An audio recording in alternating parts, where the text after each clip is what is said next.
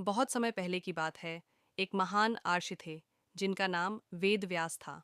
उनके मन में एक बहुत बड़ी और अद्भुत कहानी थी, जो इतनी विशाल थी कि वह उसे अपने अंदर समा नहीं पा रहे थे। यह कहानी धर्म, अधर्म, प्रेम और युद्ध की थी, जिसे हम महाभारत के नाम से जानते हैं। व्यास जी को लगा कि इस महान कथा को अकेले लिखना संभव नहीं है। उन्हें एक ऐसे लेखक की तलाश थी जो बहुत बुद्धिमान और तेज हो, ताकि वह इस महाकाव्य को दुनिया के लिए लिख सकें। वे मार्गदर्शन के लिए ब्रह्मा जी के पास गए। ब्रह्मा जी ने मुस्कुराते हुए कहा, जिसकी तुम्हें तलाश है वह कोई और नहीं बल्कि भगवान गणेश हैं, जो विघ्नहर्ता और ज्ञान के देवता हैं।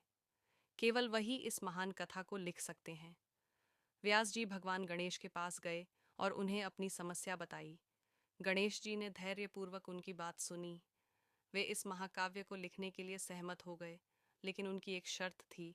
गणेश जी ने कहा, मैं आपके लिए लिखूंगा, लेकिन आपको बिना रुके कथा सुनानी होगी। जिस पल आप रुकेंगे, मैं लिखना बंद कर दूंगा और चला जाऊंगा। व्यास जी ने कुछ देर सोचा और फिर मान गए, लेकिन व्यास जी की भी एक शर्त थी। उन्होंने कहा, मैं सहमत हूँ, लेकिन आपको मेरे द्वारा बोले गए हर श्लोक को पहले समझना होगा, तभी आप उसे लिखेंगे। गणेश जी मुस्कुराए, क्योंकि वे जानते थे कि यह एक चतुर चुनौती थी, और इस तरह महान कार्य शुरू हुआ। व्यास जी कौरवों और पांडवों, राजाओं, रानियों और महान युद्धों की कहानी सुनाते, और गणेश जी अविश्वसनीय गति से लिखते जाते। जब भी व्यास जी को सोचने या आराम करने के लिए एक पल की जरूरत होती, वे एक कठिन श्लोक बोलते, जिसमें कई जटिल अर्थ छिपे होते।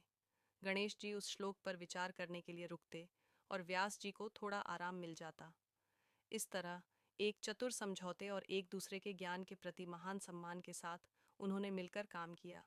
दिन हफ्तों में और हफ्ते महीनों में बदल गए, और महाकाव्य की कहानी लंबी होती गई, और इस तरह महान महाकाव्य महाभारत की रचना हुई, जो धर्म और अधर्म की कहानी है, जिसे स्वयं ज्ञान के देवता ने लिखा और महान ऋषि व्यास ने मानवता के पढ़ने और सीखने के लिए सुनाया।